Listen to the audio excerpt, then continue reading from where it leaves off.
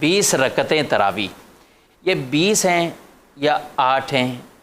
یہ سوال بڑا اہم ہر وقت چلتا رہتا ہے، اور رمضان میں تقریباً ہر زبان پہ آ جاتا ہے کہ یہ ہیں کتنی رکعتیں؟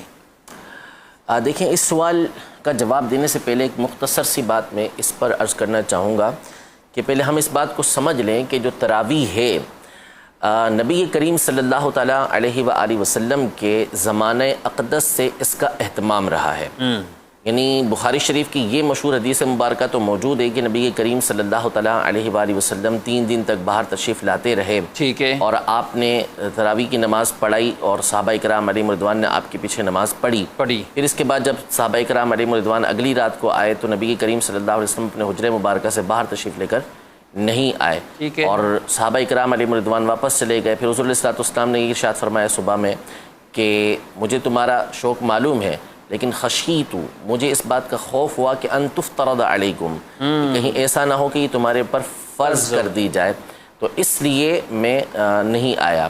تو آپ علیہ الصلوۃ والسلام نے تراویح کی جماعت پڑھائی، نماز پڑھائی، اور صحابہ کرام علیہم رضوان کو اس کی ترغیب مختلف احادیث کے اندر دلائی۔ مثلا بخاری شریف کی حدیث مبارکہ میں فرمایا کہ من قام رمضان ایمانا و احتسابا غفر له ما تقدم من ذنبه، کہ جو رمضان کے اندر ایمان اور اخلاص کے ساتھ قیام کرے، یعنی تراویح پڑھے، تو اس کے پچھلے گناہوں کو اللہ تبارک و تعالیٰ معاف فرما دیتا ہے۔ ماشاءاللہ۔ ایک تو یہ کہ نبی کریم صلی اللہ تعالیٰ علیہ وسلم نے پڑھائی نماز تراویح۔ ایک اور حدیث مبارکہ جو صحیح ابن خزیمہ کے اندر، صحیح ابن حبان کے اندر، سنن ابی داؤد کے اندر موجود ہے، سیدنا ابو ہریرہ رضی اللہ تعالیٰ عنہ اس حدیث پاک کے راوی ہیں کہ نبی کریم صلی اللہ تعالیٰ علیہ وآلہ وسلم ایک مرتبہ مسجد میں تشریف لے کر آئے رمضان کے اندر، تو آپ نے دیکھا کہ لوگ نماز پڑھ رہے، تراویح کی نماز پڑھ رہے تھے، لیکن کچھ لوگ مسجد کے گوشے کے اندر نماز پڑھ رہے تھے۔ صحیح۔ تو آپ نے فرمایا ما ہؤلاء، یہ کیا ہے؟ تو عرض کی گئی کہ یہ کچھ لوگ ہیں کہ جن کو قرآن یاد نہیں ہے، یعنی حافظ قرآن نہیں ہے۔ تو حضرت ابی بن کعب رضی اللہ تعالیٰ عنہ ان کو نماز پڑھا رہے ہیں، یعنی تراویح کی نماز پڑھا رہے ہیں۔ تو اس پر نبی کریم صلی اللہ تعالیٰ علیہ وآلہ وسلم نبی کریم صلی اللہ تعالیٰ علیہ وآلہ وسلم نے ارشاد فرمایا اصابوا او نعم ما صنعوا، یہ درست کام کر رہے ہیں، یا یہ ارشاد فرمایا کہ یہ بہت اچھا کام کر رہے ہیں۔ یہ حدیث مبارکہ مشہور کتابوں کے اندر موجود ہے، اس کے اوپر اگرچہ کہ سند کے اعتبار سے کلام ہے، لیکن ایک اور حدیث مبارکہ جو امام ابن وہب رحمۃ اللہ تعالیٰ علیہ نے اپنی موطا کے اندر ذکر کی، امام مالک القرظی رحمۃ اللہ تعالیٰ علیہ کے حوالے سے، وہ اس کی مؤید ہے۔ تو دونوں حدیثیں مل کر یہ ایک مضبوط حدیث مبارکہ ہے کہ جس سے یہ بات واضح ہے کہ نبی کریم صلی اللہ تعالیٰ علیہ وآلہ وسلم کے زمانہ اقدس میں حضرت ابی بن کعب رضی اللہ تعالیٰ عنہ یہ صحابہ کرام علیہم رضوان کے ایک گروہ کو تراویح پڑھایا کرتے تھے۔ کچھ افراد آپ کے پیچھے تراویح پڑھا کرتے تھے، یہ ابی بن کعب رضی اللہ تعالیٰ عنہ کا طریقہ کار تھا، اور نبی کریم صلی اللہ تعالیٰ علیہ وسلم نے اس کو مقرر رکھا، آپ نے اس سے منع نہیں فرمایا۔ حافظ ابن عبد البر رحمۃ اللہ تعالیٰ علیہ محدث ہیں، 5ویں صدی ہجری کے یہ بزرگ ہیں۔ موطا امام مالک کی ان کی عظیم شرح ہے التمہید لما فی الموطا من المعانی والاسانید، اس میں آپ یہ ارشاد فرماتے ہیں کہ نبی کریم صلی اللہ تعالیٰ علیہ وآلہ وسلم نے ان کو اس پر مقرر رکھا، باقی رکھا، وردیہ، اور آپ نے اس پر باقی رکھ کر اس پر رضامندی کا اظہار کیا۔ فذالک سنت، اور نبی کریم صلی اللہ تعالیٰ علیہ وآلہ وسلم جب اس طرح کا فعل فرمائے تو وہ سنت ہوتی ہے۔ سنت 3 طرح کی ہوتی ہے، سنت قولی ہوتی ہے، سنت فعلی ہوتی ہے، سنت تقریری ہوتی ہے۔ سنت قولی کا مطلب ہے کہ نبی کریم صلی اللہ تعالیٰ علیہ وسلم نے کچھ ارشاد فرمایا، یہ کام کرنا ہے یا یہ کام کرو۔ فعلی کا مطلب حضور علیہ السلام نے کر کے وہ دکھایا، اور تقریری کا مطلب ہوتا ہے کہ نبی کریم صلی اللہ علیہ وسلم کے سامنے کوئی کام کیا گیا اور آپ علیہ السلام نے اس سے منع نہیں فرمایا، اس کو مقرر رکھا، تو اس کو بھی سنت کہا جاتا ہے۔ یہ بات کسی اہل علم کے اوپر مخفی نہیں ہے۔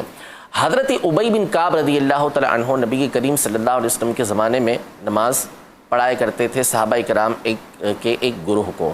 اچھا، اب حضرت عمر رضی اللہ تعالیٰ عنہ کے دور تک یہ سلسلہ چلتا رہا۔ حضرت عمر رضی اللہ تعالیٰ عنہ کی حدیث مبارکہ یہ بخاری شریف کے اندر موجود ہے۔ حضرت عبد الرحمن بن عبد القاری رضی اللہ تعالیٰ عنہ کہتے ہیں کہ میں حضرت عمر کے ساتھ مسجد کے اندر آیا نماز رمضان کے اندر، تو ہم نے دیکھا کہ لوگ الگ الگ نماز تراویح پڑھ رہے ہیں، کچھ گروہ، ایک گروہ کسی کے پیچھے پڑھ رہا ہے، کسی کے پیچھے پڑھ رہا ہے، کچھ لوگ اپنی اپنی نماز ادا کر رہے ہیں۔ تو حضرت عمر رضی اللہ تعالی عنہ نے یہ ارشاد فرمایا کہ لو جمعت هؤلاء علی قارئ، کہ اگر میں ان کو ایک قاری کے پیچھے جمع کر دوں تو لکان امثلا، یہ بات بہت اچھی ہے۔ پھر اس کے بعد حضرت عمر رضی اللہ تعالی عنہ نے اس بات کا پختہ ارادہ فرما لیا کہ آپ نے ایک قاری کے پیچھے جمع کرنا ہے، تو آپ نے حضرت ابی بن کعب رضی اللہ تعالی عنہ کے پیچھے ان تمام کو جمع کر دیا۔ دوسرے دن حضرت عمر رضی اللہ تعالی عنہ جب تشریف لے کر آئے، عبد الرحمن بن عبد القاری یہ بھی ساتھ تھے، تو دیکھا کہ تمام کے تمام لوگ حضرت ابی بن کعب رضی اللہ عنہ کے پیچھے نماز پڑھ رہے ہیں، تو آپ نے فرمایا کہ نعم البدعۃ هذه، یہ کتنا اچھا طریقہ کار ہے، کتنا اچھا عمل ہے۔ یعنی پہلے لوگ الگ الگ بھی پڑھتے تھے، کوئی کسی کے پیچھے پڑھ رہا ہوتا تھا، لیکن اب کیا ہوا کہ سارے کے سارے ایک جگہ جمع ہو گئے۔ تو حضرت عمر رضی اللہ تعالی عنہ نے جو نیا کام کیا تھا وہ یہ کیا تھا کہ سب کو ایک کے پیچھے جمع کر دیا۔ تراویح کی جماعت تو نبی کریم صلی اللہ علیہ وسلم سے ثابت تھی، لیکن یہاں پر جو مسئلہ تھا وہ یہ تھا کہ آپ نے ایک کے پیچھے سب کو جمع کر دیا اور اس کو فرمایا کہ یہ ایک نیا طریقہ کار ہے، لیکن بہت ہی اچھا طریقہ کار ہے۔ اچھا، اب یہ سوال پیدا ہوتا ہے کہ حضرت ابی بن کعب رضی اللہ تعالیٰ عنہ جلیل القدر صحابی ہیں، اور نبی کریم صلی اللہ تعالیٰ علیہ وسلم کے زمانے میں بھی آپ نماز پڑھا رہے ہیں تراویح کی، اور حضرت عمر رضی اللہ تعالیٰ عنہ نے تو سب کو ان کے پیچھے جمع کر دیا۔ تو حضرت ابی بن کعب رضی اللہ تعالیٰ عنہ کتنی رکعتیں پڑھایا کرتے تھے؟ اب سوال یہاں سے، حضرت ابی بن کعب رضی اللہ تعالیٰ عنہ کتنی رکعتیں پڑھایا کرتے تھے؟ حدیث کی ایک مشہور کتاب ہے الاحادیث المختارہ، امام ضیاء المقدسی رحمۃ اللہ تعالی علیہ، ان کی کتاب ہے، اور انہوں نے اپنے علم کے مطابق جو ان کے نزدیک صحیح احادیث تھیں اسے ایک جگہ جمع کیا ہے۔ یہ حدیث مبارکہ محققین کے مطابق سند حسن کے ساتھ ثابت ہے کہ حضرت ابو العالیہ کہتے ہیں، حضرت ابی بن کعب رضی اللہ تعالی عنہ کو حضرت عمر رضی اللہ تعالی عنہ نے نماز پڑھانے کا حکم دیا کہ لوگ دن میں روزہ رکھتے ہیں اور رات میں سارے کے سارے اچھے انداز میں تلاوت نہیں کر سکتے، ظاہر سارے کے سارے حافظ نہیں ہوتے، تو اگر تم رات کو ان کو تلاوت کر دیا کرو، امامت کروا دیا کرو، اور یہ تمہارے پیچھے نماز پڑھ لیا کریں۔ تو حضرت ابی بن کعب رضی اللہ تعالی عنہ نے کہا کہ یا امیر المومنین ھذا شیء لم یکن، کہ ایسا تو پہلے نہیں ہوا کہ سارے کے سارے ایک قاری کے پیچھے ادا کریں، حالانکہ حضرت ابی بن کعب کے پیچھے لوگ پڑھتے رہے ہیں، لیکن سارے ایک ساتھ پڑھتے ہوں ایسا نہیں تھا۔ تو حضرت عمر رضی اللہ تعالی عنہ نے فرمایا قد علمت، مجھے معلوم ہے، ولکنہ احسن، لیکن یہ چیز ہے اچھی کہ سارے ایک جگہ جمع ہو کے پڑھیں گے۔ فصلی بہم 20 رکعۃ، کہ حضرت ابی بن کعب رضی اللہ تعالی عنہ نے ان تمام کو پھر 20 رکعتیں پڑھائیں۔ تو اب 20 رکعتیں حضرت ابی بن کعب رضی اللہ تعالی عنہ کا پڑھانا یہ سند حسن کے ساتھ ثابت ہے، یعنی ایک اچھے درجے کی حدیث سے یہ بات ثابت ہے۔ تو یہ بات تو متصور ہو ہی نہیں سکتی کہ حضرت ابی بن کعب رضی اللہ تعالی عنہ اس طریقہ کار کو تبدیل کر دیں جو نبی کریم صلی اللہ تعالی علیہ وآلہ وسلم کے زمانہ اقدس میں تھا، اب اس سے ہٹ کے وہ یہاں پر نماز پڑھانا شروع کر دیں۔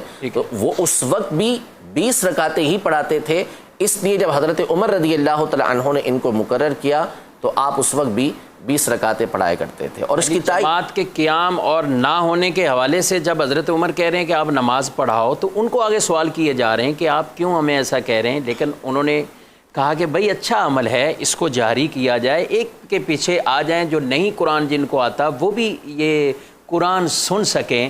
تو یہ کیسے پوسیبل ہو سکتا ہے کہ وہ 12 رکعتیں ہی بڑھا دیں اور یہ باقی سب خاموش ہو جائیں؟ یہ سب سے بڑی بات یہ ہے کہ ایک تو کسی صحابی سے ایسا متصور نہیں، ٹھیک ہے، دوسرا یہ کہ پھر سارے کے سارے صحابہ متفق بھی ہو گئے کہ ٹھیک ہے، حضرت ابی بن کعب رضی اللہ عنہ کو کہہ بھی نہیں رہا کہ جی حضور صلی اللہ علیہ وسلم کے زمانے میں تو 8 ہوتی تھیں، بھائی آپ کیوں 20 پڑھا رہے ہیں؟ دیگر جو آثار ہیں صحابہ کرام علیہم رضوان کے، حضرت عمر رضی اللہ تعالی عنہ کی تو امام بیہقی رحمۃ اللہ تعالی علیہ نے سنن کبریٰ میں معرفت السنن والآثار میں یہ احادیث روایتیں ذکر کی ہیں۔ حضرت سعید بن یزید کہتے ہیں کہ ہم حضرت عمر رضی اللہ تعالی عنہ کے زمانے میں 20 رکعتیں پڑھا کرتے تھے اور وطر پڑھا کرتے تھے۔ اسی طرح امام ابن ابی شیبہ رحمۃ اللہ تعالی علیہ، انہوں نے اپنی مصنف کے اندر یہ روایت نقل کی حضرت ابو الحسنہ سے کہ حضرت علی رضی اللہ تعالی عنہ نے ایک شخص کو حکم دیا، یعنی اپنے زمانہ خلافت میں، کہ یصلی بہم فی رمضان 20 رکعتن، کہ ان کو رمضان کے اندر 20 رکعتیں پڑھائیں. ٹھیک ہے، تو 20 رکعتیں پڑھانے کا حضرت علی رضی اللہ تعالیٰ نے حکم دیا. حضرت علی رضی اللہ تعالیٰ عنہ کے خلفاء حضرت شتیر بن شکل، ان کی روایت بھی مصنف ابن ابی شیبہ کے اندر موجود ہے کہ یہ بھی 20 رکعتیں پڑھایا کرتے تھے. اسی طرح ان کے ایک اور شاگرد سوید بن غفلہ، ان کی روایت جو ہے وہ التاریخ الکبیر کے اندر امام بخاری رحمۃ اللہ تعالی علیہ لے کر آئے ہیں. وہ بھی 20 رکعتیں رمضان کے مہینے کے اندر پڑھایا کرتے تھے. امام محمد بن نصر المروزی نے اپنی کتاب مختصر قیام اللیل میں حضرت عبداللہ بن مسعود رضی اللہ تعالی عنہ کا یہ عمل نقل کیا کہ وہ 20 رکعتیں پڑھایا کرتے تھے. تو صحابہ کرام علیہم رضوان تواتر کے ساتھ 20 رکعتیں پڑھتے اور پڑھایا کرتے تھے. اور خود نبی کریم صلی اللہ تعالیٰ علیہ وآلہ وسلم سے حضرت جابر بن عبداللہ رضی اللہ تعالیٰ عنہ کی حدیث مبارکہ امام ابو طاہر السیرفی رحمۃ اللہ تعالیٰ علیہ نے اپنی کتاب مشیخۃ المحدثین البغدادیہ، اس کی جلد نمبر 1 صفحہ نمبر 243 پر آپ نے اس کو نقل کیا ہے، جس میں آپ نے یہ بیان کیا. حدیث نمبر تقریباً 825 ہے اس کا. حضرت جابر بن عبداللہ رضی اللہ عنہ فرماتے ہیں کہ نبی کریم صلی اللہ علیہ وسلم رمضان میں مسجد میں تشریف لائے اور ہمیں 24 رکعتیں پڑھائیں. 24 یعنی 4 رکعت فرض عشاء کے پڑھائے اور 20 رکعتیں آپ نے تراویح کی پڑھائیں. یہی حدیث مبارکہ تاریخ جرجان کے اندر بھی موجود ہے، اور مصنف ابن ابی شیبہ کے اندر امام حضرت سیدنا عبداللہ بن عباس رضی اللہ تعالی عنہما کی بھی حدیث مبارکہ موجود ہے، کہ جس میں حضرت عبداللہ بن عباس رضی اللہ تعالی عنہما یہ فرماتے ہیں کہ نبی کریم صلی اللہ علیہ وسلم ہمیں رمضان کے اندر 20 رکعتیں اور وطر پڑھایا کرتے تھے. تو اگرچہ کہ ان میں بعض سندوں کے اوپر کلام ہے، لیکن یہ سارے مل کر ایک مضبوط حدیث بنتی ہیں، اور صحابہ کا عمل اس کے اوپر یہ تائید کرتا ہے اس کی. یعنی بعض لوگ کہتے ہیں کہ جس حدیثوں پر کلام ہے، بھائی کس بنیاد پہ کلام ہے؟ کہ محدثین نے کلام کیا ہے. تو محدثین کا ایک اصول یہ ہے کہ جب کوئی حدیث کسی دوسری حدیث کے ساتھ ملتی ہے تو اس کو مضبوطی حاصل ہوتی ہے، وہ مؤید ہو جاتی ہے اور ایک اچھے درجے کی حدیث بن جاتی ہے. اور پھر صحابہ کا جو عمل ہوتا ہے وہ موقوف حدیثیں کہلاتی ہیں، اور موقوف حدیثیں جو ہیں وہ مرفوع حدیثوں کی مؤید ہوتی ہیں، یعنی اس کی تائید کرنے والی ہوتی ہیں، اس کو مضبوط کرنے والی ہوتی ہیں.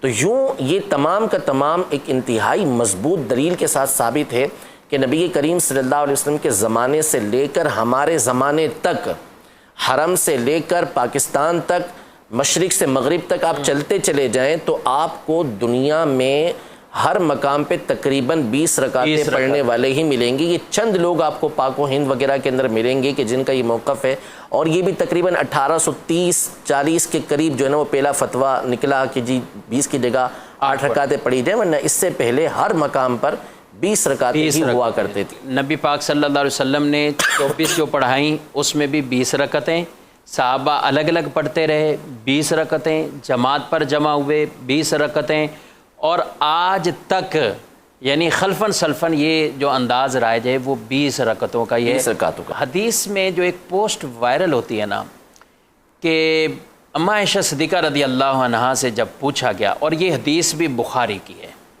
تو اس کے حوالے سے کہ جب ان سے پوچھا گیا کہ نبی پاک صلی اللہ علیہ وسلم کی نماز رات والی کیا تھی، تو انہوں نے فرمایا رمضان ہو یا غیر رمضان وہ 11 رکعتیں پڑھتے تھے، رمضان ہو یا غیر. اور یہ حدیث ہے بخاری شریف کی، اور اس میں ہے بھی یہ رمضان ہو یا غیر رمضان.